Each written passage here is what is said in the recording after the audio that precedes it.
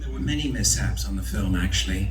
The main one was involved Andre the Giant. He didn't hurt me, it wasn't his fault. It was actually mine. Andre couldn't get around very easily, being, wonderfully large that he was, 450 pounds and 7'4". He couldn't get to and from the set very easily, and we were filming in areas that were very mountainous, and in a place called the Peak District, and that's where we had our wrestling match. Yeah? And so the production manager asked Andre how he got around on his farm. Andre had a farm in North Carolina, and he bred horses, which must have been like little toy ponies, really. And Andre told him that he had an all-terrain vehicle, an ATV. And so we purchased, because the owner wouldn't let us rent it after he took one look at Andre, we purchased the only all-terrain vehicle in the United Kingdom in 1986. And if you Google image Andre the Giant and all-terrain vehicle, you'll see a very happy Fezzik sitting on what looks like a little tricycle. And he was normally a very happy person by nature, Andre, but he was happiest on this thing that he kept ruining takes with. And you could see him like on the horizon being chased by several crew members, which he thought was enormously enjoyable.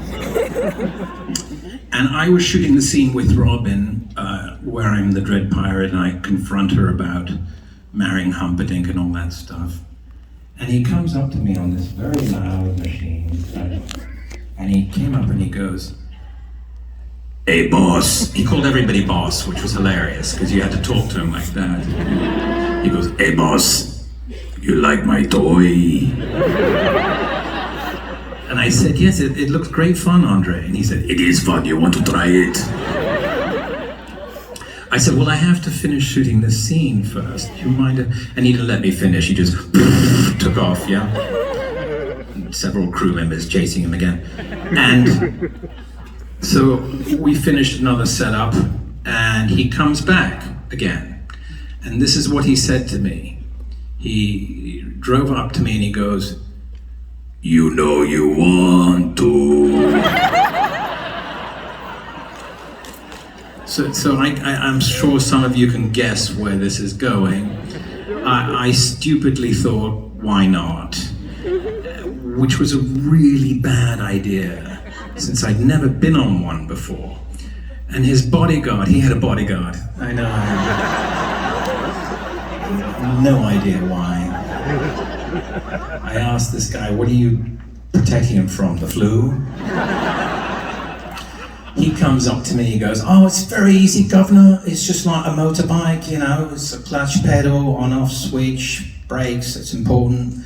Lights, you won't need them. It's very simple. Bob's your uncle." That was the first red flag.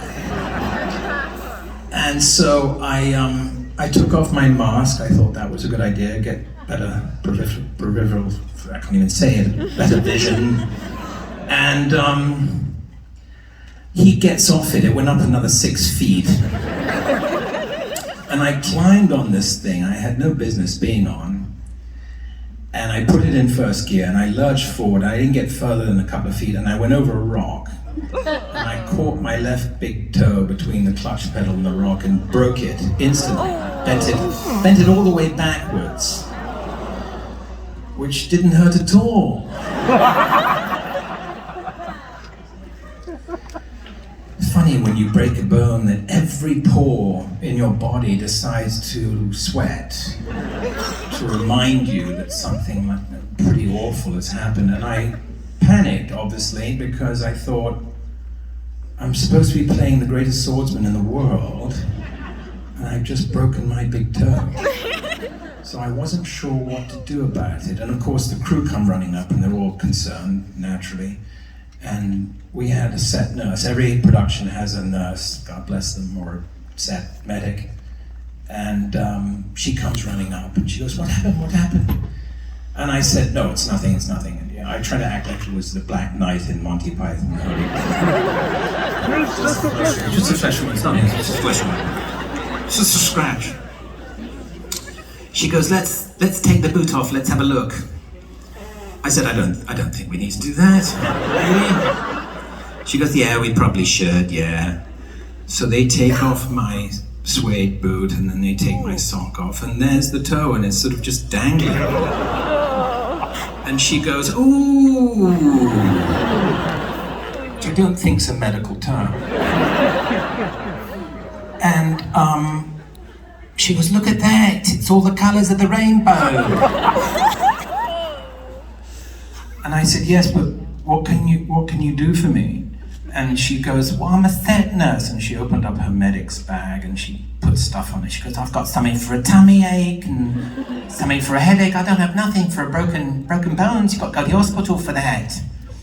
And I knew that if I went to the hospital, that would be pretty much my firing. I would probably not be invited back to the set because of being the clod that I am at breaking my toe in the first few days of shooting. Anyway, so I said to her, is there anything you can do? And she said, well, I suppose we could make a makeshift splint. And I said, great, let's do that. So she took out a tongue dispenser and she broke it in half. And she goes, let's tape them all back together, that way it will look better. And so she put it with the other toes, with the tongue dispenser, and then taped them all together again. It didn't hurt at all.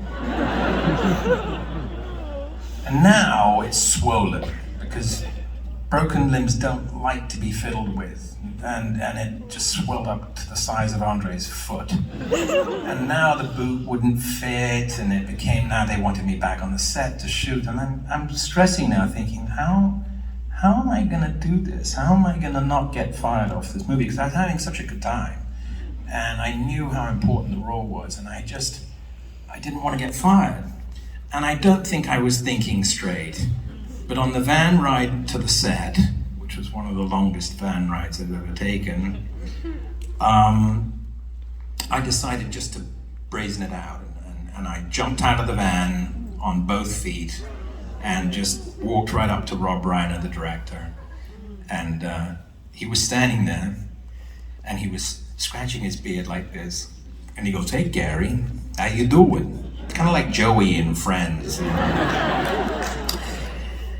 I said, I'm fine, Rob, how are you? He goes, I'm good, but how are you doing? And at that point, Aaron, I knew that he knew, and I said, gosh, Rob, I'm so sorry, I feel like such a twit. I was fooling around on Andre's all-terrain vehicle, and I went over a rock, and I think I broke my big toe. And he goes, you think I don't know about it? It's been on the walkie-talkie for the last half hour. Everybody on the crew knows. I said, I'm so sorry. He said, why didn't you tell me? I said, I was afraid you would fire me. And then he said something that just warmed my heart. He said, fire you? How can I fire you? You're the only guy who can play Wesley. And yeah, it's very sweet. And thank you. And so he goes, can you walk? I said, yes. He said, can you run? I said, it'll be an interpretive dance. He said, well, don't worry, we'll move the sword fight to the end of the movie, give you time to heal. And so that's what we did. But you can see quite a bit of my interpretive dancing if you watch the movie again, which I'm sure some of you will. When I'm hopping into the fire swamp, there's a wonderful sort of Twyla Tharp going on there. In the fight scene with Mandy, there's definitely some choreography going on there.